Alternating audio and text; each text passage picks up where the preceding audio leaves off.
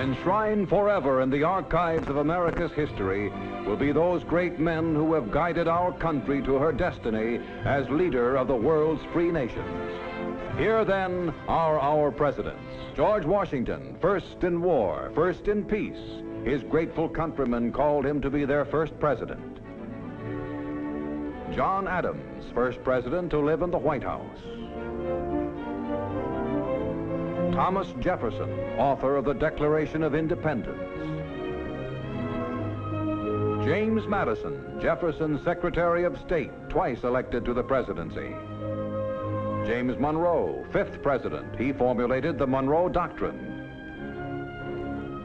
John Quincy Adams, scholar, statesman, son of President John Adams. Andrew Jackson, colorful old hickory, the people's president. Martin Van Buren, first president born an American citizen. William Henry Harrison, the gallant old Indian fighter who died a month after his inauguration. John Tyler, first vice president to succeed to the presidency. James K. Polk, his administration saw Texas admitted to the Union. Zachary Taylor, old rough and ready, found the slavery issue splitting the nation. Millard Fillmore effected a temporary solution by signing the Compromise of 1850. Franklin Pierce, 14th President of the 31 United States. James Buchanan, despite his efforts, the country drifted toward civil war.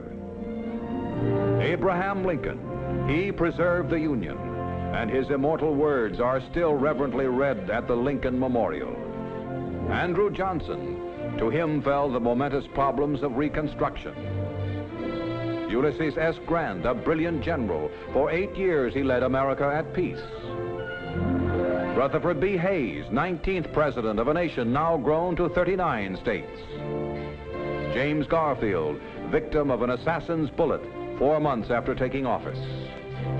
Chester Arthur, a champion of civil service reform in government. Grover Cleveland, only president to serve 2 non-consecutive terms in the White House. Benjamin Harrison, grandson of the 9th president, William Henry Harrison. William McKinley, 24th president, was assassinated while visiting the Pan American Exposition in Buffalo in 1901. Theodore Roosevelt returned from the Spanish-American War a national idol, and when McKinley was assassinated, he became our youngest president. These were busy, exciting years for America, now becoming a world power. William Howard Taft, a portly, jovial personality with an infectious chuckle, was the successor Theodore Roosevelt picked to carry on the policies started by him. Taft was the only president to later serve as Chief Justice of the Supreme Court. But while America continued to prosper during his administration, war clouds were blowing across the face of Europe. Woodrow Wilson became president in 1913. War erupted in Europe a year later. America entered in 1917. When the war was won, Wilson sailed for France to receive there a heartfelt welcome. At the peace conference, he worked tirelessly to weld the covenant of the League of Nations into the Versailles Treaties. Warren G. Harding embarked the country on the job of returning to a peacetime footing.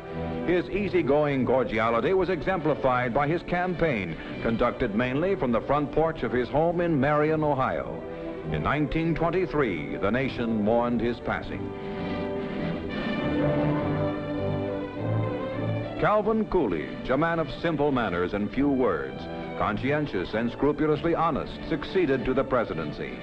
The first family shunned the spotlight. With the shrewd conservatism instilled by his New England parents, Coolidge carefully guided the United States through an era of prosperity and rare good feeling. Herbert Hoover had won wide respect for his relief work in Europe after World War I. His were an eventful 4 years in the White House. Franklin Delano Roosevelt, energetic, progressive, had been Wilson's Assistant Secretary of Navy and vice presidential candidate before infantile paralysis threatened his brilliant career. But he overcame the crippling illness, was elected governor of New York, nominated for the presidency, and elected overwhelmingly. America was fighting for her life in World War II when Roosevelt, elected for an unprecedented third term, visited American troops in North Africa. The pendulum of victory already was swinging to the Allies. Harry S. Truman took the presidential oath in the green-walled cabinet room of the White House from Chief Justice Harlan F. Stone of the Supreme Court. Reverently, he asked friends, "Give me your prayers."